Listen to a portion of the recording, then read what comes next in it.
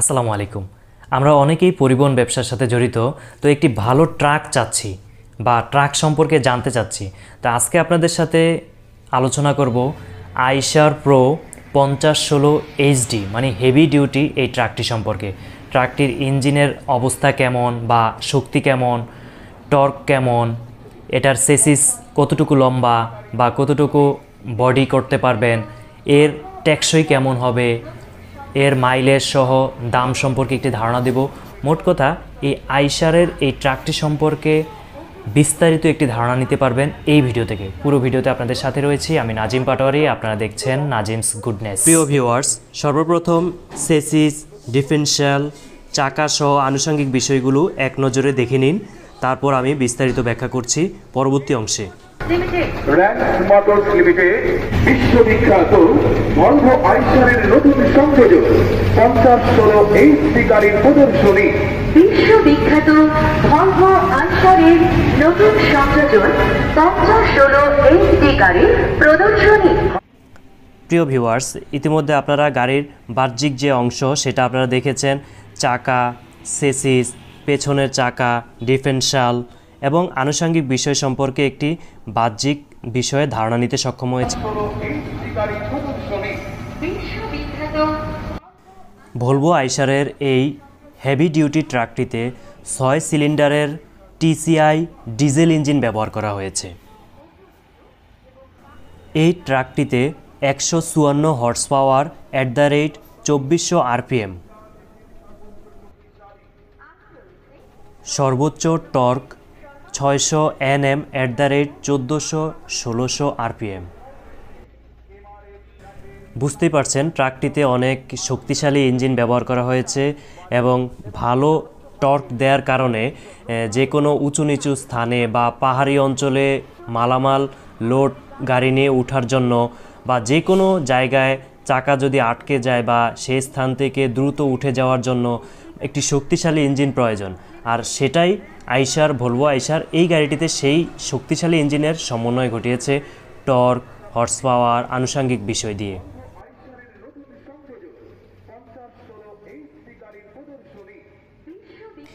এই ট্রাকটির সর্বোচ্চ গতি প্রায় 88 কিলোমিটার প্রতি ঘন্টায়।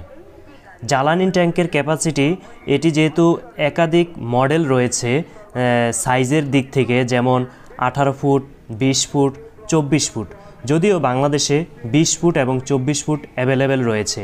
তো জ্বালানি ট্যাঙ্কের ধরন 220 লিটার থেকে 395 লিটার পর্যন্ত। পেছনের দিক থেকে সেসিসটি দেখতে পাচ্ছেন, যথেষ্ট মজবুত সেসিস ব্যবহার করা হয়েছে। ভলভো আইশারের অফিসিয়াল এই সেসিসটির নাম হচ্ছে সি চ্যানেল ট্রেস্ট টাইপ ডোমেক্স সেসিস। টায়ার এমআরএফ এর টায়ার ব্যবহার করা হয়েছে। টায়ারের বিট সহ আনুষঙ্গিক বিষয়গুলো দেখতে পাচ্ছেন।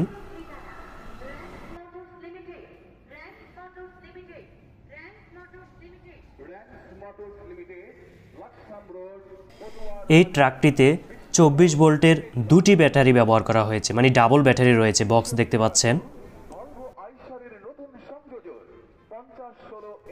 প্রিয় ভিউয়ার্স, ইঞ্জিনের অংশটি দেখতে পাচ্ছেন কেবিনের নিচের দিকে। সামনের চাকার অংশটি দেখতে পাচ্ছেন।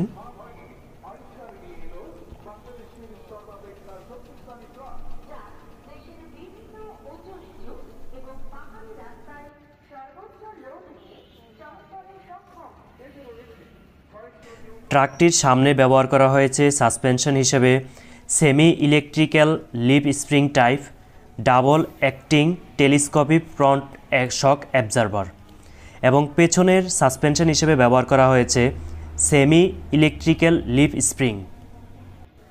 ডিফারেনশিয়ালের অংশটি দেখতে পাচ্ছেন, যথেষ্ট বড়।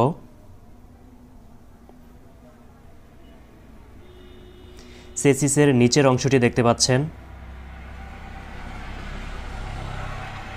ইঞ্জিনের নিচের অংশটি দেখতে পাচ্ছেন। গ্রাউন্ড ক্লিয়ারেন্স বুঝতেছেন কতটুক রয়েছে। প্রিয় ভিউয়ার্স, এখন লক্ষ্য করুন কেবিনের অংশে স্টিয়ারিংটি দেখতে পাচ্ছেন। এটি পূর্ণাঙ্গ পাওয়ার স্টিয়ারিং।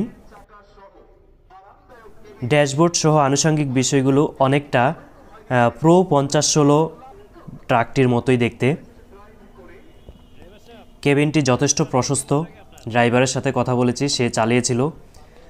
পাওয়ারের বিষয় এবং আনুষঙ্গিক বিষয়ে সে পজিটিভ কথাই বলেছে।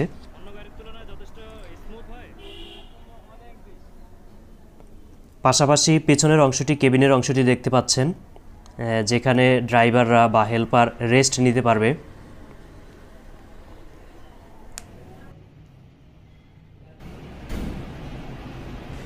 প্রিয় ভিউয়ার্স, এই ট্রাকটি সম্পর্কে আরও বিস্তারিত জানতে চাইলে কোনো প্রশ্ন থাকলে অবশ্যই কমেন্ট করে জানাতে পারেন। পাশাপাশি আপনি যদি এই ট্রাকটি সম্পর্কে সরাসরি যোগাযোগ করতে চান, সেক্ষেত্রেও আমি এই ট্রাকটির বাংলাদেশের সোল ডিস্ট্রিবিউটর র্যাংস মোটরস লিমিটেডের একটি নাম্বার দিয়ে দিচ্ছি, পাশাপাশি তাদের কুমিল্লা শোরুমের নাম্বার দিয়ে দিচ্ছি। আপনারা বিস্তারিত আলোচনা করে এই ট্রাকটি সম্পর্কে জেনে নিতে পারবেন। অনেকে এই ট্রাকটির দাম জানতে চেয়েছেন। আসলে এই ট্রাকগুলো বাহির থেকে আমদানি করা হয় ডলারের সাথে, এগুলার প্রাইস পরিবর্তনশীল।